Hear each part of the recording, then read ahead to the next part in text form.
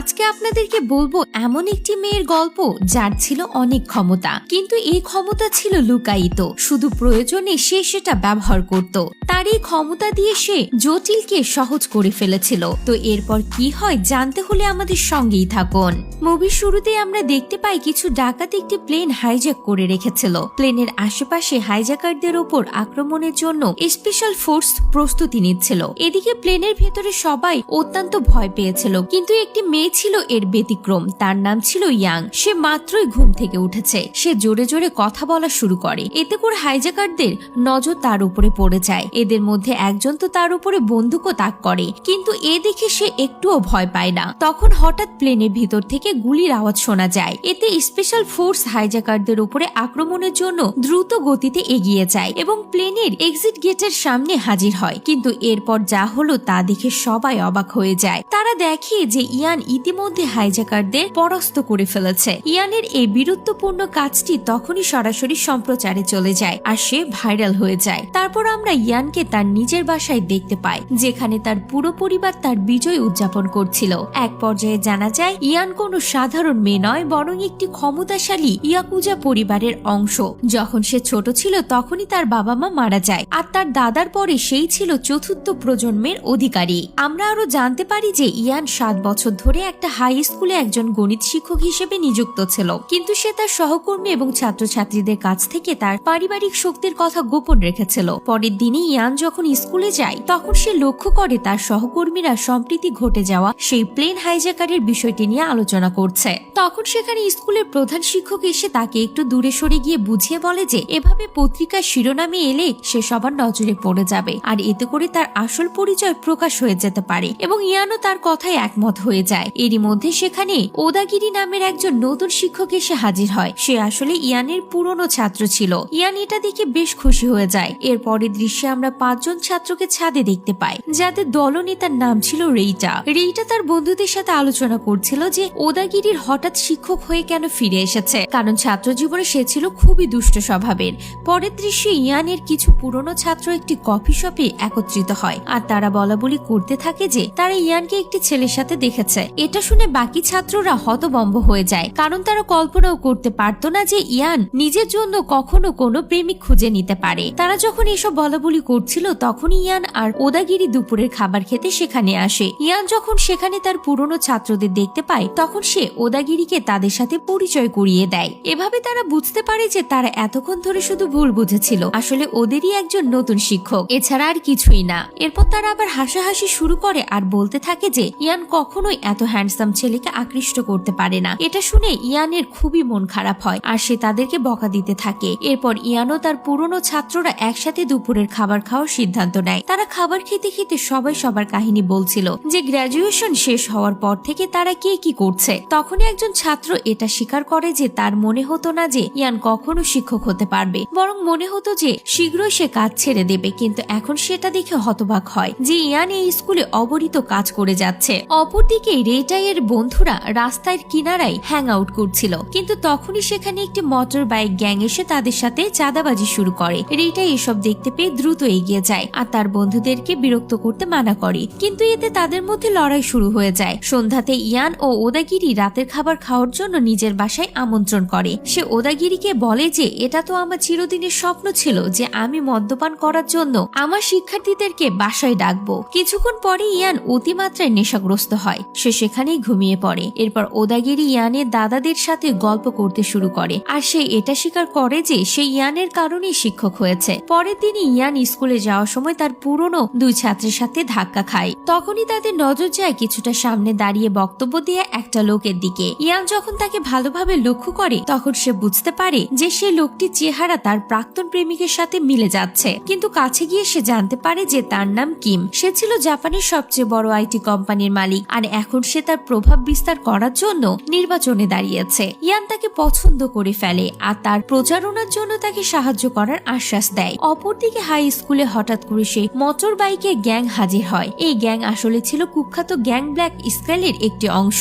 তারা সেখানে এসেছিল রেইটার সাথে প্রতিশোধ নিতে। এর জন্য তাদের প্রধান শিক্ষক সাহায্যের জন্য তৎক্ষণাৎ পুলিশকে কল করে। তারপর প্রধান শিক্ষক রেইটাও তার বন্ধুদেরকে নিজের কক্ষে ডেকে নেয় আর এত ঝামেলা সৃষ্টির জন্য তাদেরকে বকা দিতে থাকে। কিন্তু রেইটা রেইটা সে গ্যাংয়ের সাথে লড়াই করতে চলে যায়। কিছুক্ষণ পরে ইয়ান ওদাগিরিকে সঙ্গে নিয়ে ক্লাসে আসে আর জানতে পারে যে সে গ্যাংয়ের সাথে লড়াই করতে চলে গিয়েছে। এটা শুনে সে পুরো ক্লাসের উপরে রেগে যায় যে কেন তারা রেইটাকে সেখানে যেতে বাধা দিল না আর কেনই বা একা সেখানে যেতে দিল। তাই সে রেইটাকে খুঁজতে বেরিয়ে পড়ে। তখন ওদাগিরি রেইটার বন্ধুদের মনে করিয়ে দেয় যে যদি তারা রেইটার প্রকৃত বন্ধু হয়ে থাকে তাহলে তাদের উচিত সব পরিস্থিতিতেই তার পাশে থাকা। অপরদিকে রেইটা গ্যাংয়ের গোপন আশ্রয়স্থলে পৌঁছে গিয়েছিল।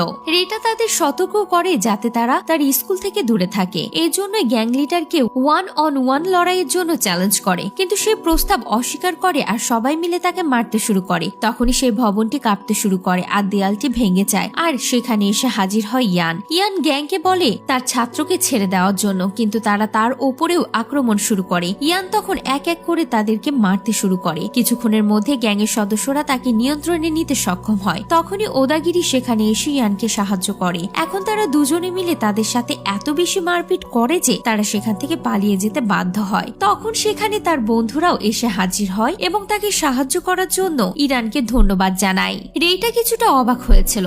সে ভাবছিল যে একজন সাধারণ শিক্ষক কিভাবে এত মারামারি করলো। ইয়ান তাকে বলে যে সে সব এজন্য করতে পেরেছে কারণ সে তার শিক্ষার্থীদের অনেক খেয়াল রাখে। পরের দিন থেকে দেখা যায় যে রেইটা ইয়ানকে আগের চেয়েও বেশি সম্মান দেখাচ্ছে আর তার বাকি শিক্ষার্থীরাও। এসব দেখে ইয়ান খুবই উল্লাসিত হয়ে যায় যে সে শেষ পর্যন্ত তার শিক্ষার্থীরা তার গুরুত্ব বুঝতে পেরেছে। পরের দৃশ্যে দেখা যায় কিছু পুলিশ তার স্কুলে এসেছে কারণ তারা জানতে পারে যে তাদের এক শিক্ষার্থী রেনুকা ড্রাগস ব্যবসায় জড়িত। তখন ইয়ান বলে যে এটা তো হতেই পারে না, কারণ রেনুকা আমাদের ক্লাসের সবচেয়ে মেধাবী শিক্ষার্থীদের মধ্যে একজন। কিন্তু পুলিশ তাতে জানায় যে ক্রাইম সিনে রেনুকার মানি ব্যাগটি পাওয়া গিয়েছে আর সে গত রাত থেকে নিখোঁজ। তাই পুলিশ তাদের বলে যে যদি তারা রেনুকাকে কোথাও দেখতে পায় তাহলে সবচেয়ে প্রথমে তাদেরকে যেন খবর দেয়। ইয়াং এখনো বিশ্বাস করতে পারছিল না যে রেনুকা ড্রাগসের ব্যবসায় জড়িত। তাই পুলিশ তাকে খুঁজে পাওয়ার আগে ইয়ান তাকে খোঁজার জন্য বেরিয়ে পড়ে। তখনই রাস্তায় সে রেনুকার বন্ধুদের দেখতে পায়। তারাও রেনুকাকে খুঁজছিল, কিন্তু দিন শেষ হয়ে গেলেও তারা রেনুকাকে খুঁজে পায় না।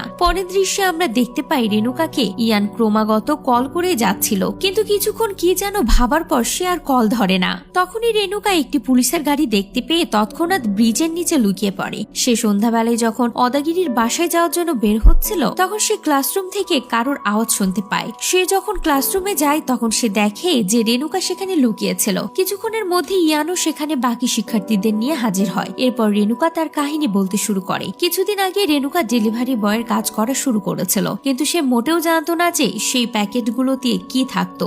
গত রাতে সে প্যাকেট হঠাৎ করে পড়ে গিয়ে ভেঙে যায়। তখন সে ড্রাগ সম্পর্কে জানতে পারে। এতে খুব বেশি ভয় পেয়ে যায় আর সে ওই লোকদেরকে গিয়ে বলে যে সে এ কাজ ছেড়ে দিতে চায়। এসব শুনে ওই লোকগুলো তাকে মারতে শুরু করে, কিন্তু পুলিশ আসার আগে তারা ওখান থেকে পালিয়ে যায়। এরপর রেনুকাও সেখান থেকে চলে যায়, কিন্তু তার মানিব্যাগটি সেখানেই পড়ে যায়। এরপর ইয়ান রেনুকা আর তাদের বন্ধুদের সেই রাতে তার বাসায় থাকতে বলে। রাতে যখন তারা সবাই ইয়ানের বাসায় ছিল তখন ইয়ান তার ভৃতদের সেই ড্রাগ ব্যবসায়ীদের সম্পর্কে তদন্ত করতে নির্দেশ দেয়। আর খুব দ্রুতই তারা জানতে পারে যে এই অবৈধ ব্যবসায়ীদের প্রধান ছিল ক্রুজ। সে ছিল অত্যন্ত ধনী ও প্রভাবশালী, তাই সবার সামনে তার মুখোশ খোলাটা ছিল একটা বড় চ্যালেঞ্জ। কিন্তু ইয়ান এই চ্যালেঞ্জ গ্রহণ করে এবং ক্রুজের আসল চেহারা সবার সামনে আনার প্রতিজ্ঞা করে।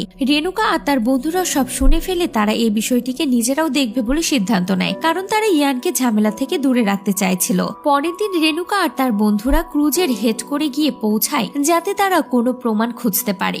অপরদিকে ইয়ান ও ওদাগিরিও সেখানে যাচ্ছিল। সেখানে পৌঁছে তারা অনেক সাংবাদিককে দেখতে পায় যারা ক্রুজের প্রচারণার জন্য সামগ্রিক প্রস্তুতি নিচ্ছিল। এরপর ইয়ান ওদাগিরির কক্ষে প্রবেশ করার চেষ্টা করে। অপরদিকে রেনুকা ও তার বন্ধুরাও একটি কক্ষে অনেকগুলো বাক্স খুঁজে পায় যেখানে ড্রাগ ছিল। তখনই সেখানে লোকজন এসে তাদেরকে দেখে ফেলে আর তারা তাদের উপর গুলি করতে যাচ্ছিল। এমন সময় যখন সেখানে ইয়ান এসে তাদের থামিয়ে দেয়, এর মধ্যে ক্রুজের বক্তব্য দেয়া শুরু হয়ে গিয়েছিল, যেটি সরাসরি সম্প্রচারিত হচ্ছিল।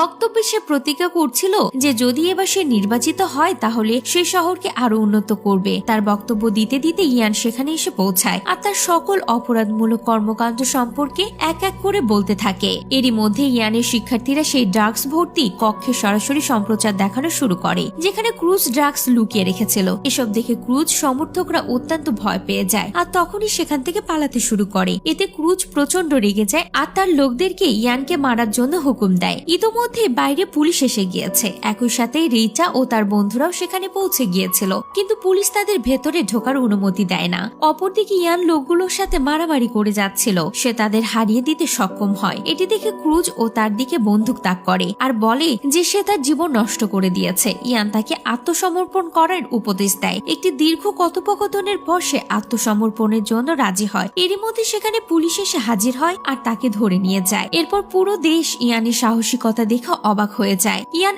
এতক্ষণে একজন সেলিব্রিটি হয়ে গিয়েছিল। পরের দিন সকালে শিক্ষকরা তার সাহসিকতার প্রশংসা করছিল। এরপর ক্লাসে গিয়ে সে তার শিক্ষার্থীদেরকে কিক দ্য ক্যান খেলাটি খেলার জন্য আমন্ত্রণ জানায়। আর এবার পুরো ক্লাস খেলাটা খেলার জন্য মাঠে চলে আসে আর সবাই মিলে খেলাটা বেশ উপভোগ করতে শুরু করে। আর এই দৃশ্যের মধ্য দিয়েই শেষ হয়ে যায় এই অসাধারণ মুভির কাহিনীটি।